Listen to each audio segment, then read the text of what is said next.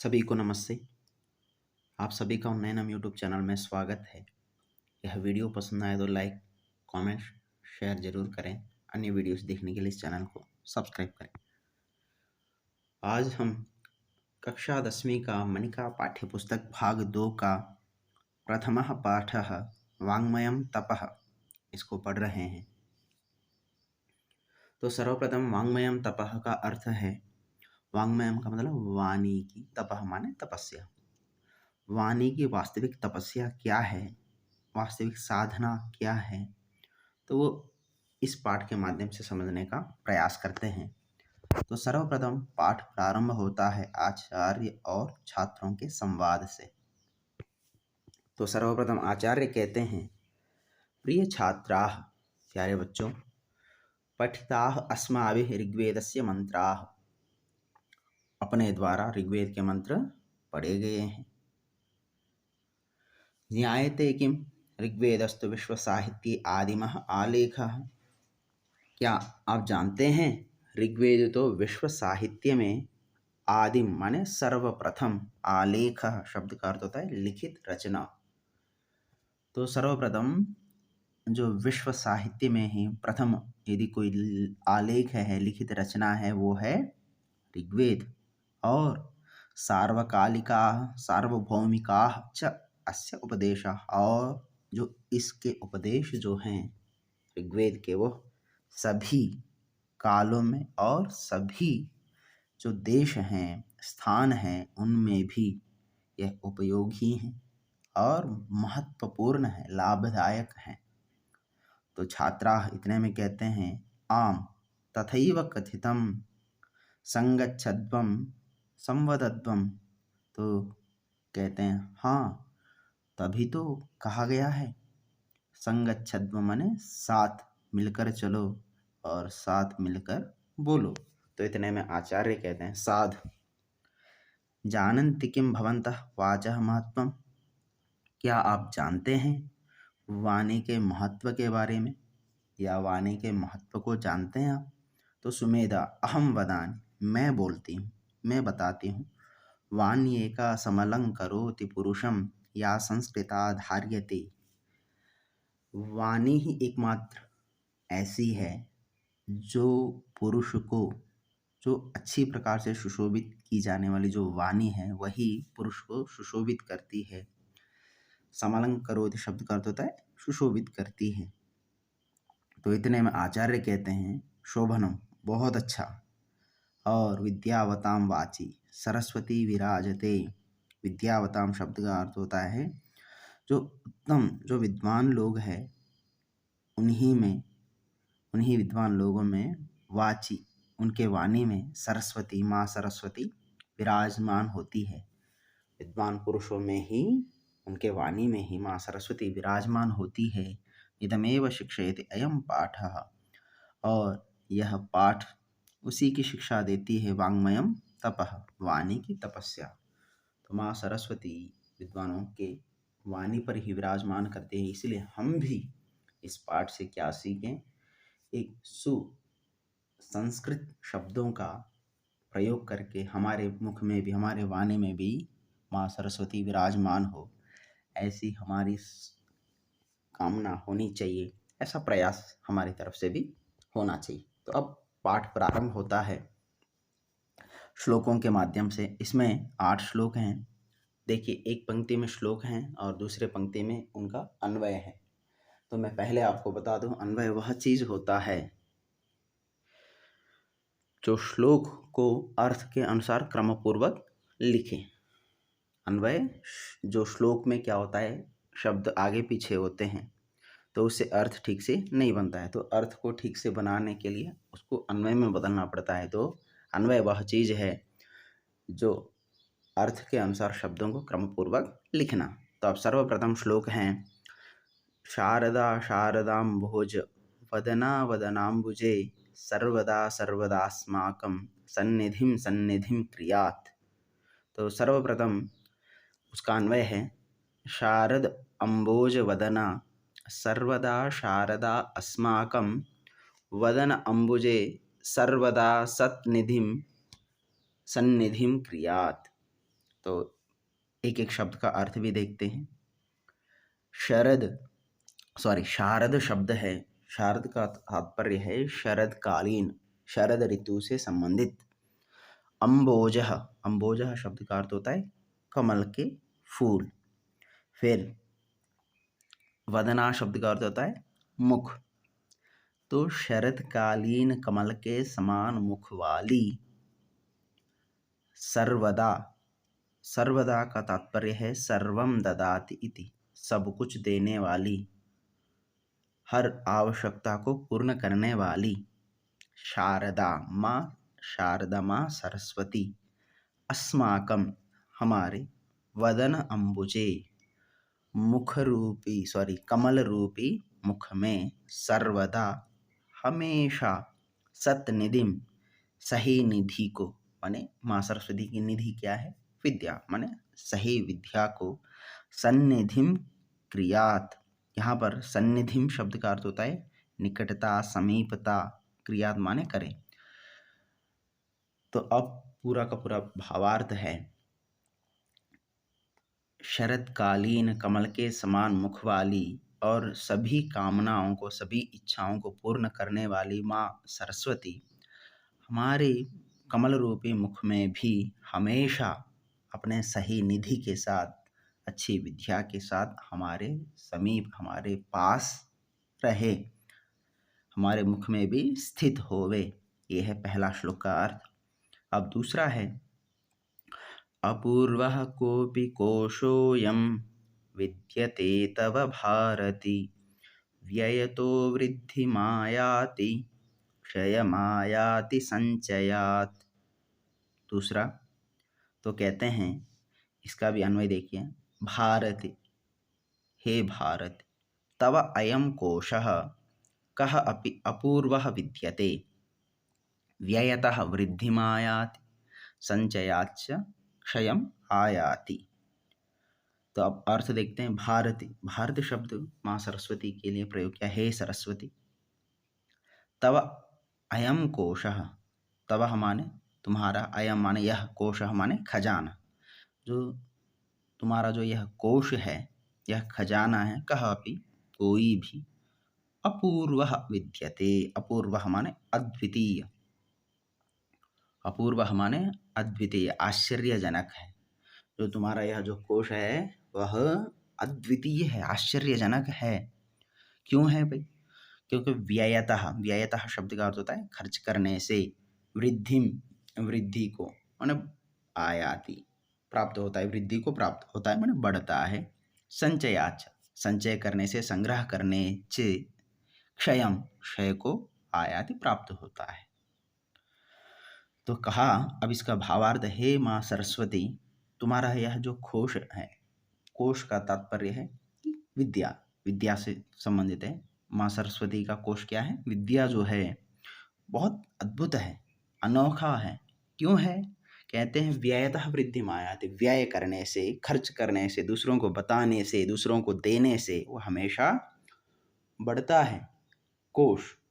परंतु आप दुनिया में देखते हैं जितने भी कोश हैं, धन हैं, वो सारे के सारे दूसरों को देते हैं तो समाप्त होता है। परंतु विद्या का एक अनोखा कोश है जो हमेशा दूसरों को देने से बढ़ता ही है। और संचयाच, संचय करने से, संग्रह करने से, क्षयम आयाति, क्षय माने समाप्त होता है, क्षरणशील होता है, विनाश को प्राप्त होता है। क्योंकि जब व्यक्ति की मृत्यु होती है तो उसी से वह विद्या भी समाप्त हो जाती है। इसलिए हमेशा जितना हम दूसरों को देंगे तो उतना ही बढ़ता जाता है। तो इसलिए यह अद्भुत है, अनोखा कोश है, ऐसा कह रहे। तीसरा, नास्ति विद्या समं चक्षुः, नास्ति सत्य समं तपः, नास्ति राग समं दुःखं, नास्ति त्याग समं सुखम। तब आगे कहते हैं, इसका भी अन्वय देखिए, विद्या समं चक्षुः न अस्ति, सत्य समं तपः न अस्ति, राग समं दुःखं न अस्ति, त्याग समं सुखम न अस्ति। तो विद्या समम आप जानती हैं, विद्या के समान चक्षु नहीं है, नेत्र नहीं है। सत्य समम तपः नास्ति, सत्य के समान कोई तप नहीं है।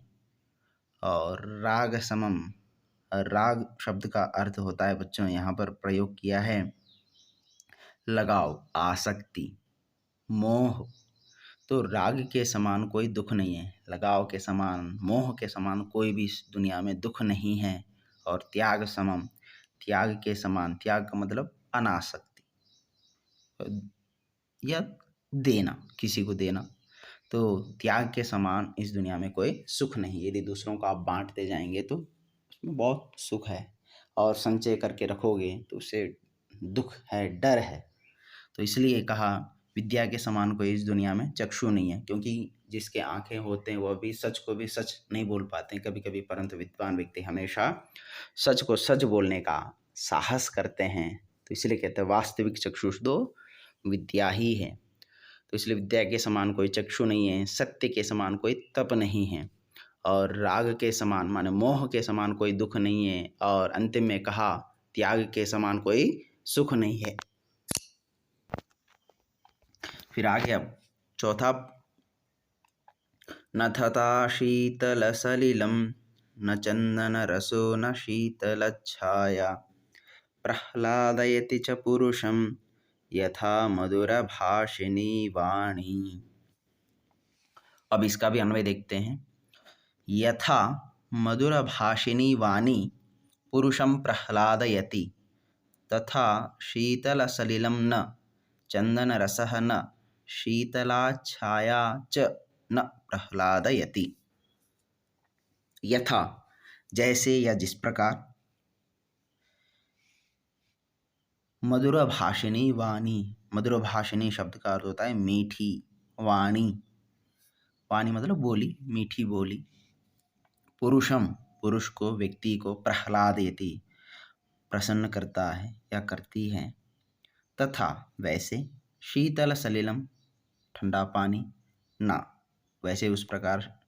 फिर आगे चंदन रसः न, चंदन का लेप नहीं। शीतला छाया, ठंडी हवा भी नहीं। प्रह्लादयति प्रसन्न करते हैं। तो अब पूरा इसका भावार्थ देखते हैं। जिस प्रकार मीठी वाणी व्यक्ति को प्रसन्न करती है, आनंदित करती है, उस प्रकार ना शीतल पानी, ना ही चंदन का लेप और ना ही ठंडी हवा करती हैं। तो इसलिए हमेशा हमें अपने जीवन में मीठी वाणी बोलने का प्रयास करते रहना चाहिए। मधुर भाषिणी अर्थात मीठी वाणी से व्यक्ति प्रसन्न होता है, और कठोर वाणी से ही व्यक्ति गुस्सा होता है, दुश्मन बनता है। तो इसलिए हमें अपने जीवन में कभी भी अपने वाणी से दूसरों को दुखाना नहीं, और हमेशा मीठी वाणी के माध्यम से अपनापन दिखाकर अपना बनाने चाहिए। अब आगे 5वां श्लोक।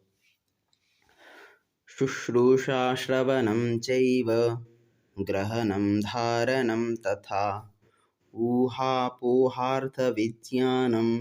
तत्त्वज्ञानं च धीर्गुणः, धीगुणः, गुणाः, क्षम्यतां।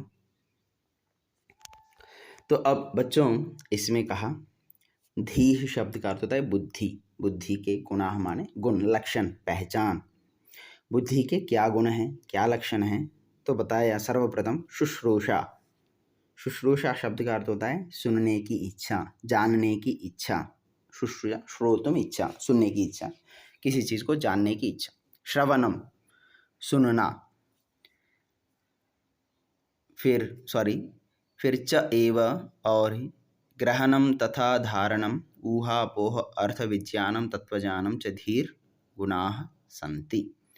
तो शुश्रूषा श्रोतुम इच्छा, श्रवणम सुनना, च माने और, एव माने ही और ही, ग्रहणम ग्रहण करना माने समझना उसको, ग्रहणम माने समझना या ग्रहण करना। धारणम और उसको जो ग्रहण किया है उसको धारण करना, अपने मन में भी उसको बिठाना।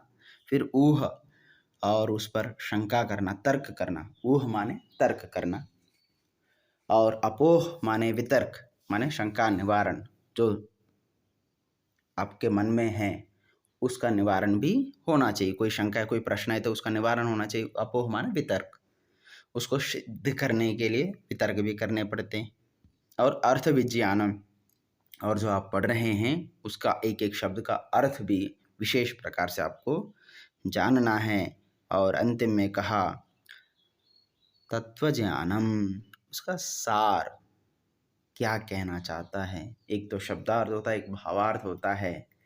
तो शब्द का अर्थ अलग भी होते हैं और जब सामूहिक रूप में ग्रहण करते हैं तो उसका कभी कभी अर्थ बदल भी जाता है।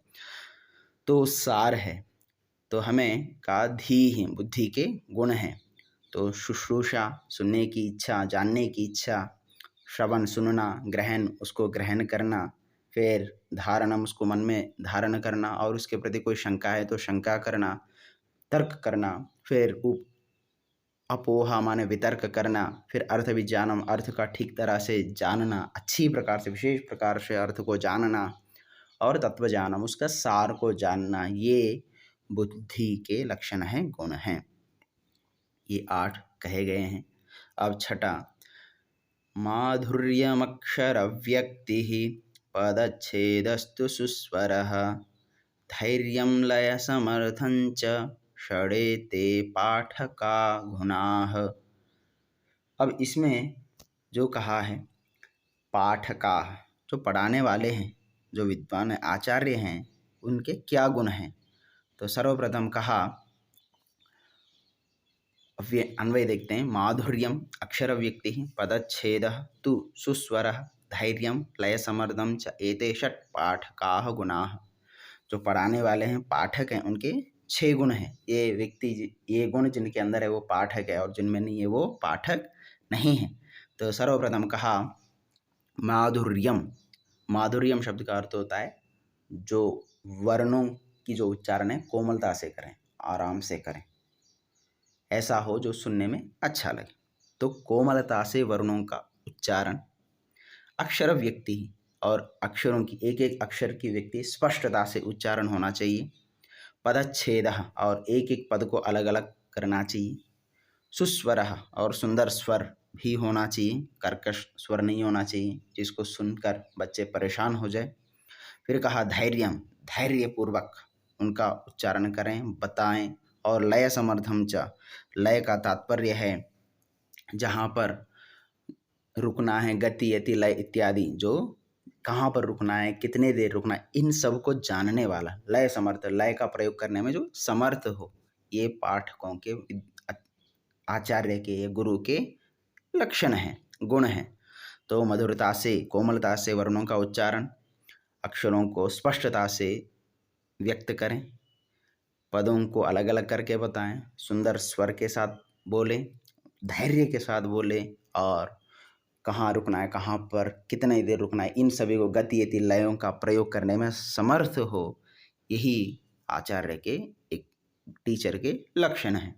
फिर 7वां, आचार्यात् पादमादत्ते पादं शिष्यः स्वमेधया कालेन पादमादत्ते पादं स ब्रह्मचारिभिः।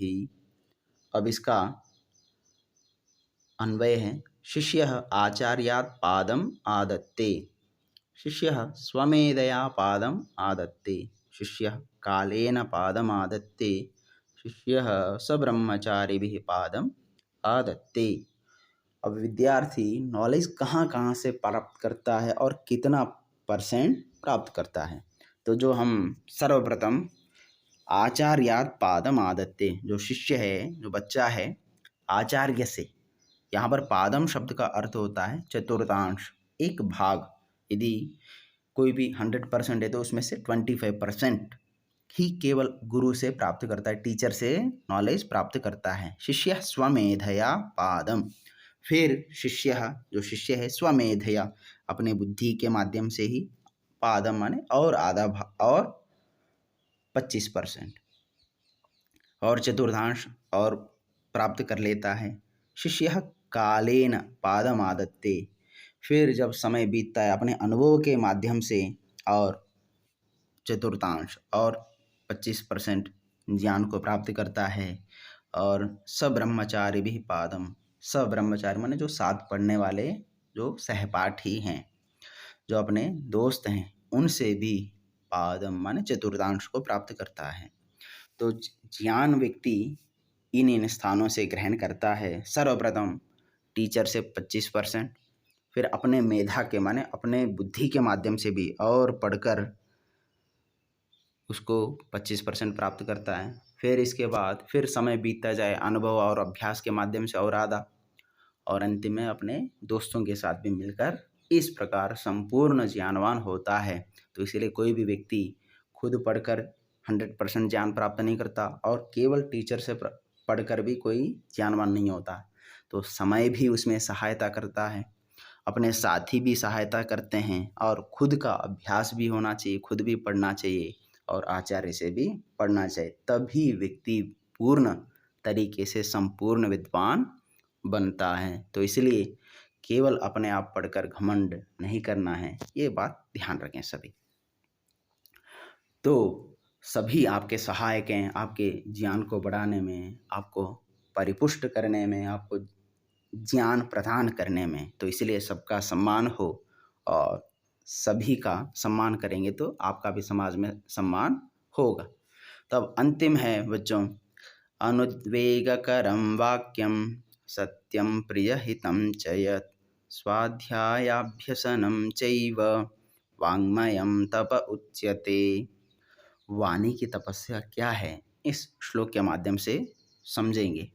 तो इसका सर्वप्रथम अन्वय है, यत् वाक्यम अनुद्वेगकरं सत्यं प्रियहितं च तथा स्वाध्याय अभ्यसनं च एव वाङ्मयं तप उच्यते। तो यत् माने जो, वाक्यम का मतलब वाक्य, अनुद्वेगकरम, अनुद्वेगकरम शब्द का अर्थ होता है जो व्याकुलता उत्पन्न ना करें, जो परेशानी में न डाले, ऐसे सत्यम, ऐसे सच, एवं प्रियहितम, और प्रिय भी और हितकारी हैं, ऐसे वाक्य का स्वाध्याय और अभ्यास। स्वाध्याय माने स्वाध्याय पढ़ना, और अभ्यास माने उसका अभ्यास करना, अपने जीवन आदि में धारण करना, दूसरों को बताना।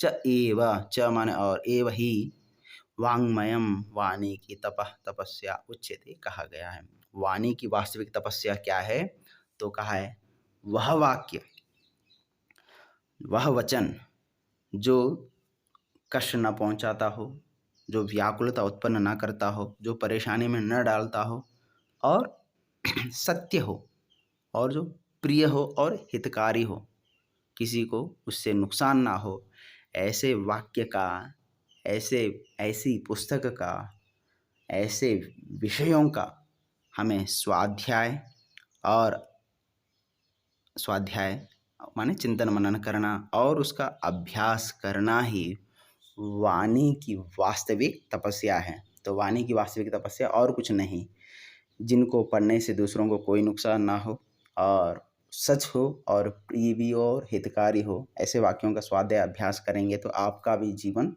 सफल होगा, और उसके साथ साथ दूसरों का भी उस ज्ञान से फायदा होगा।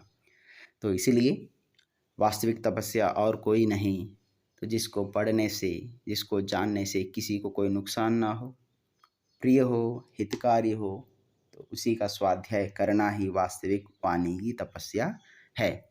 तो बच्चों, कहीं पर कोई त्रुटि हो तो जरूर मुझे सूचित करें। धन्यवाद। नमस्ते बच्चों, आप सभी का उन्नयनम यूट्यूब चैनल में स्वागत है। यह वीडियो पसंद आए तो लाइक, कमेंट, शेयर करें। अन्य वीडियोस देखने के लिए इस चैनल को जरूर सब्सक्राइब करें। तो आइए बच्चों, आज हम कक्षा 10वीं का मणिका पाठ्यपुस्तक भाग 2 का प्रथमः पाठः वाङ्मयं तपः, इसका अभ्यास कार्य कर रहे हैं। तो सर्वप्रथम प्रश्न है, एक पदेन उत्तरम लिखत। तो निम्नलिखित प्रश्नानाम् उत्तराणि एक पदेन उत्तरत। तो निम्नलिखित जो प्रश्न है उनके उत्तर एक पद में लिखना है। सर्वप्रथम प्रश्न है, का अस्माकं सन्निधिं कुर्यात्। का माने कौन, या यहाँ पर क्या, क्या हमारे निकट होवे, हमारे समीप होवे।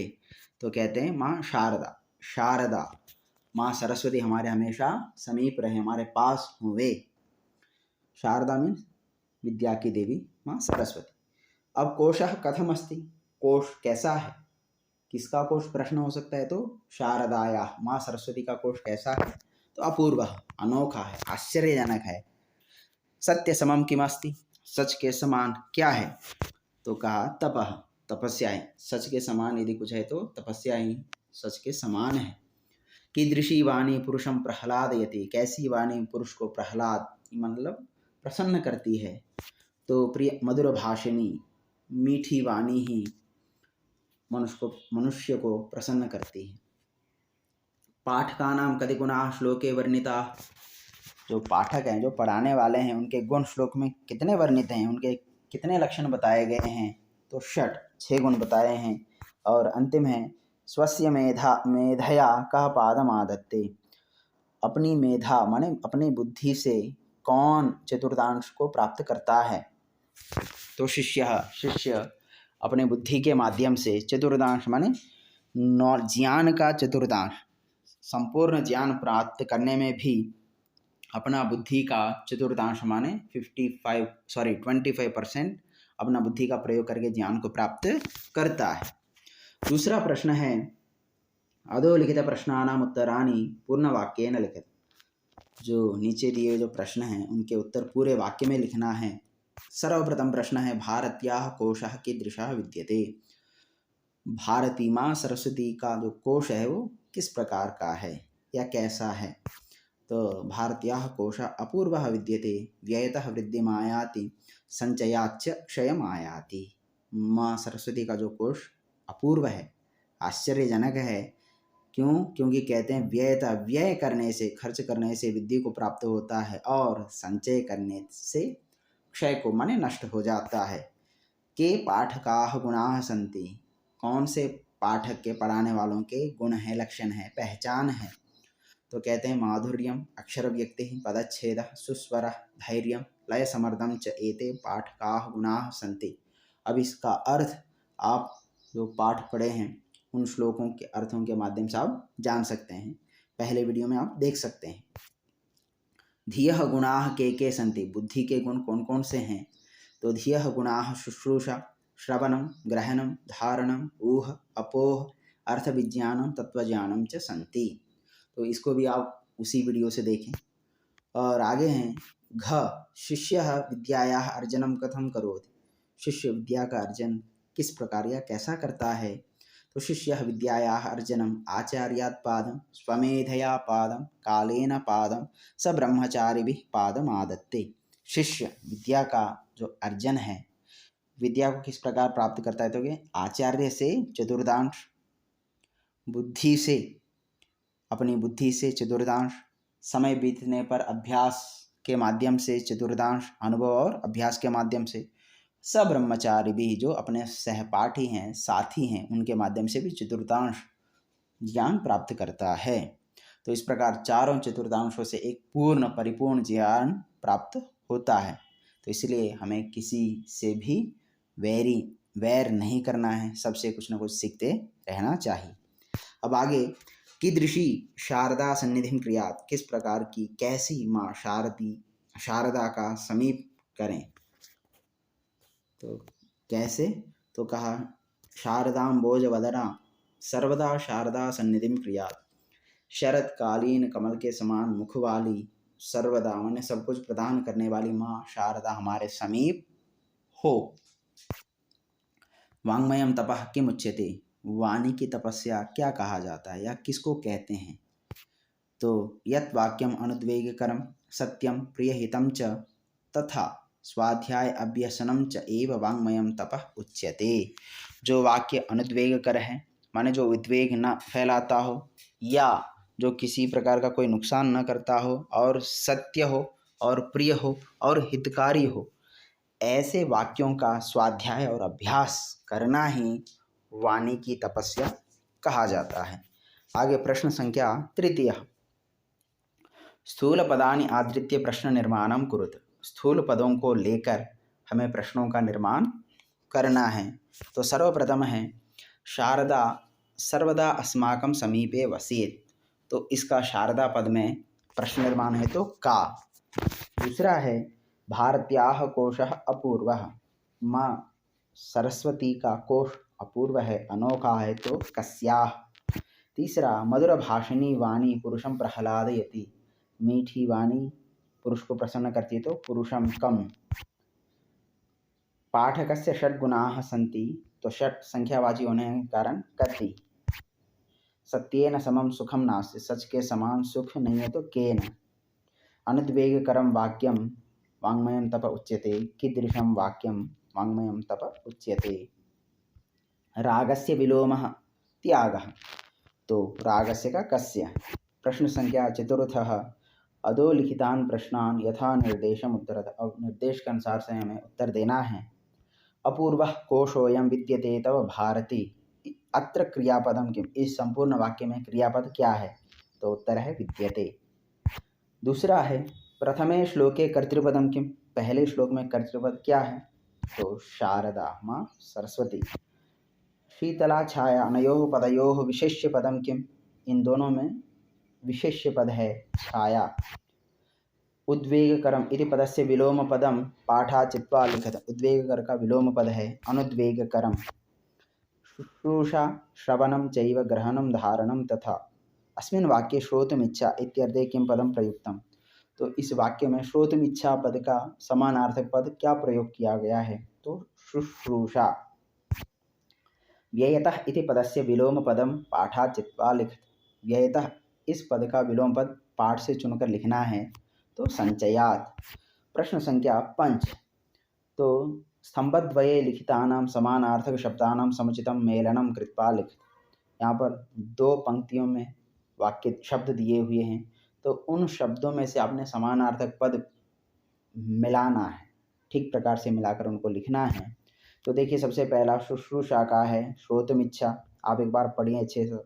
ऊह माने तर्क करना, अपोह माने उस तर्क का निवारण, पादम शब्द का अर्थ चतुर्थांश, सन्निधि माने समीप, वदनम माने मुख, वाक माने वाणी, भारती माने माँ सरस्वती। अब इनका पर्यायवाची पद है, जैसे शुश्रूषा श्रोतुमिच्छा, ऊह पक्षे तर्कः, अपोह शंका निवारणम, पादम चतुर्थांश। और फिर आगे सन्निधिम निवासम, फिर आगे का वदनम, वदनम शब्द का अर्थ होता है मुख, वाक माने वाणी, भारती सरस्वती।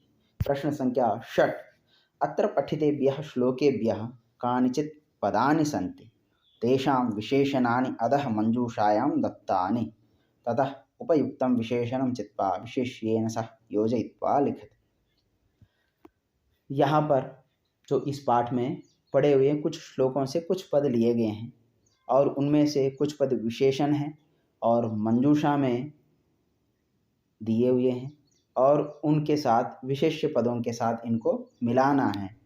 तो अब देखते हैं सर्वप्रथम यहाँ पर, जैसे वाणी, सलिलम, छाया, तपः, शारदा, कोशः, चक्षुः, वाक्यम, इन शब्दों का यहाँ पर विशेषण पद दिया है। तो एक एक देखते हैं।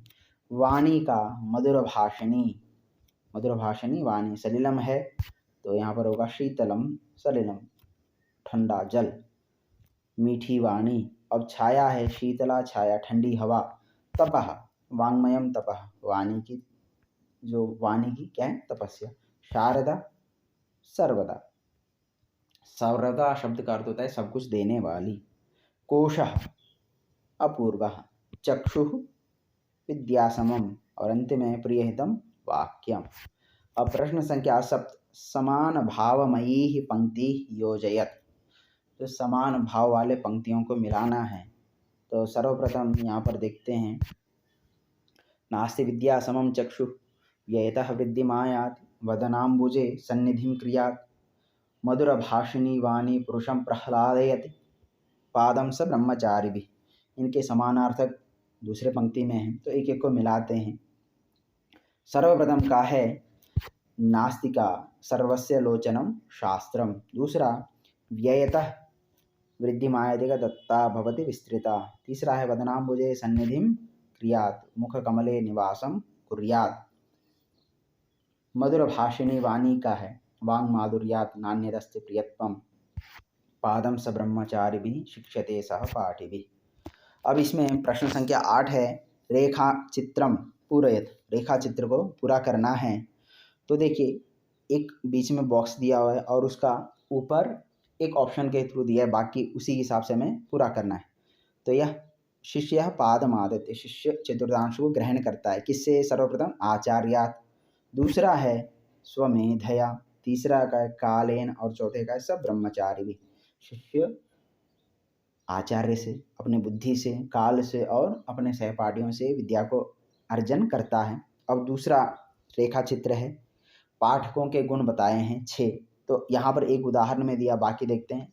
अक्षर व्यक्ति, पदच्छेद, सुस्वर, धैर्यम और लय समर्थम। अब इसी प्रकार तीसरा रेखा चित्र है। अब बुद्धि के गुण में से पहला है शुश्रूषा दिया हुआ है, तो दूसरा श्रवणम, तीसरा ग्रहणम, चौथा धारणम, पांचवा ऊह, छठा अपोह, सातवां अर्थ विज्ञानम और आठवां तत्व ज्ञानम है। तो यहाँ पर उन शब्दों को दिया है जो रिक्त स्थान है। तो आगे बढ़ते हैं। प्रश्न संख्या 9, वाक्यांशम पूरयत, वाक्यांश को पूरा करना है। व्ययतः वृद्धि मायाति, व्यय करने से वृद्धि को प्राप्त होता है, तो इसका पूरा क्या है? क्षयमायाति संचयात। दूसरा, नास्ति राग समम दुखम, राग के समान कोई दुख नहीं है। नास्ति त्याग समम सुखम, त्याग के समान कोई सुख नहीं है। नास्ति विद्या समम चक्षुः, नास्ति सत्य समम सुखम। फिर आगे है, आचार्यात् पादम आदत्ति, आचार्य से चतुर्थांश प्राप्त करते हैं। पादम शिष्य स्वमेधया। आगे प्रश्न संख्या 10, श्लोकम आश्रित्य समुचित क्रमेण अन्वयम पूरयत, श्लोकों का सहारा लेकर हमें अन्वय को ठीक से पूरा करना है। तो अन्वय आप जानते ही हैं कि अर्थ के अनुसार श्लोक को क्रमपूर्वक लिखना। तो देखिए, सर्वप्रथम है, हे भारति तव अयम कोशः कः अपि विद्यते, अयम व्ययतः वृद्धिम डैश संचयात् च डैश आयाति।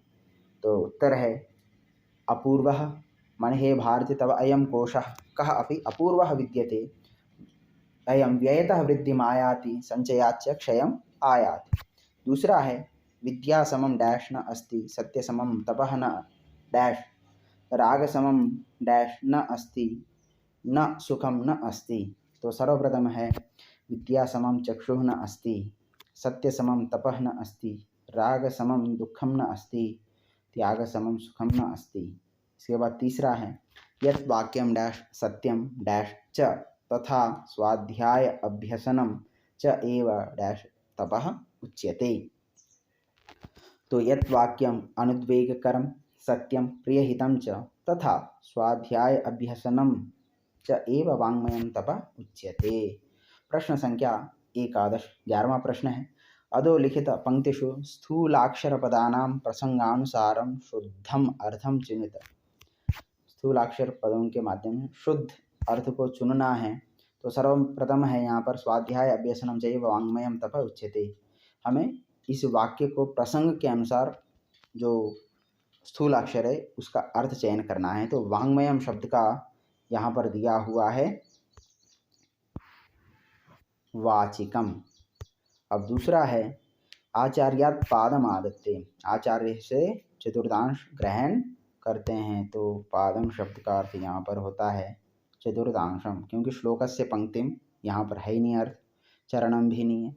और अंतिम है, माधुर्यम अक्षर व्यक्ति पदच्छेद सुस्वरः, तो इसका उत्तर है माधुर्यम शब्द का शर्करायुक्तम कोमलतया वर्णोच्चारण मधुरताया अभाव। तो उत्तर है बच्चों यहाँ पर कोमलतया वर्णों का उच्चारण। अब इसके बाद चौथा है, सर्वदा सर्वदास्माकं सन्निधिं सन्निधिं क्रियात्। तो यहाँ पर जो पंक्ति है सर्वदा, तो इसका उत्तर है सर्वम ददाति इति, सर्वादिका सर्वम वदति इति। तो इनमें से उत्तर है सर्वम ददाति इति, सब कुछ देने वाली माँ सरस्वती। तो ये है उत्तर। अब प्रश्न संख्या 12, 12वां प्रश्न है, रेखांकित पदानां समस्त पदम विग्रहं वा लिखत। अब यहाँ पर इन वाक्यों में से समस्त पद और विग्रह लिखना है। तो उत्तर पहले आ गया, एक, नास्ति विद्या समम चक्षु, विद्या समम का होता है विद्यया समम। नास्ति त्यागेन समम सुखम, त्यागेन समम का त्याग समम। शीतल सलिलम का है शीतलम सलिलम। फिर है चंदनस्य रसः का चंदन रसः। फिर है सर्वदा सर्वम ददाति इति सर्वदा। शारदां भोजम इव वदनम यस्याह सा शारदां भोज वदना। फिर है अनुद्वेगकरम वाक्यम, तो इसमें से अनुद्वेगकरम तो वाक्य का समास विग्रह है न उद्वेगकरम। प्रश्न संख्या 13 पठितः पाठः। तो पाठ तो हम पढ़े हैं। इदानीं क्रीडामः, अब एक खेल खेलते हैं। सर्वे छात्राः वर्गद्वये विभक्ताः स्युः। और जितने भी कक्षा में छात्र हैं वो 2 वर्गों में विभक्त हों। एक वर्ग है वाल्मीकि वर्ग, दूसरा है व्यास वर्ग, दूसरा है महर्षि व्यास वर्ग। और महर्षि वाल्मीकि वर्ग, महर्षि व्यास वर्ग। वाल्मीकि वर्गात् एकः छात्रः प्रश्नं पृच्छति, व्यास वर्गाच्च कश्चित् उत्तरति। तो क्या करना है इसमें, तो एक वाल्मीकि वर्ग से प्रश्न पूछेगा, दूसरा व्यास वर्ग से उसका उत्तर देगा। फिर पुनश्च व्यास वर्गात् प्रश्नः पृच्छ्यते, तो दूसरा व्यास वर्ग से प्रश्न पूछा जाएगा तो वाल्मीकि वर्ग से उत्तर दिया जाएगा। और इस प्रकार शिक्षक अंकों को प्रदान करेंगे और जो सबसे अधिक अंक प्राप्त करेगा वो वर्ग जीतेगा। तो सर्वप्रथम प्रश्न है अम्बोजः इति शब्दस्य पर्यायः कः। अम्बोजः शब्द का पर्याय पद क्या है, तो वारिजः, जलजः, कमलम भी। अब व्यासवर्ग शरत्कालीन इति कस्य अर्थः, शरत्कालीन इस प्रश्न का क्या अर्थ है, तो शारदः। सरस्वत्याः कोशः कथं वर्धते, माँ सरस्वती का कोश कैसा बढ़ता है। व्ययतः कया समम चक्षुर न विद्यते, किसके समान चक्षु नहीं है, तो विद्यया समम, विद्या के समान कोई चक्षु नहीं है। कीदृशी वाणी पुरुषं प्रसन्नं करोति, कैसी वाणी पुरुष को प्रसन्न करती है, तो मधुरभाषिणी वाणी। शारदा सर्वदा कुत्र निवसेत्, माँ शारदा हमेशा कहाँ पर निवास करें, तो उत्तर है अस्माकं वदनाम्बुजे, हमारे कमल रूपी मुख में। अनुद्वेगकरम इत्यस्य कः विलोमः, तो उद्वेगकरम का विलोम है अनुद्वेगकरम। सप्तमे श्लोके चतुर्थांशः कस्य अर्थः, जो 7वां श्लोक है उसमें जो चतुर्थांश यह किस पद का अर्थ है, तो पादम, पादम पद का यह चतुर्थांश अर्थ है। ऊहः शब्दस्य कः विलोमः, ऊह पद का विलोम पद क्या है, तो अपोह। और बुद्धेः प्रथमः गुणः का, बुद्धि का प्रथम गुण क्या है, शुश्रूषा, माने सुनने की इच्छा। सर्वप्रथम बुद्धि का गुण होना चाहिए सुनने की इच्छा, माने जानने की इच्छा हो, वही प्रथम गुण है। तो बच्चों यह वीडियो पसंद आए तो लाइक कमेंट जरूर करें बच्चों, और अन्य को शेयर जरूर करें। धन्यवाद।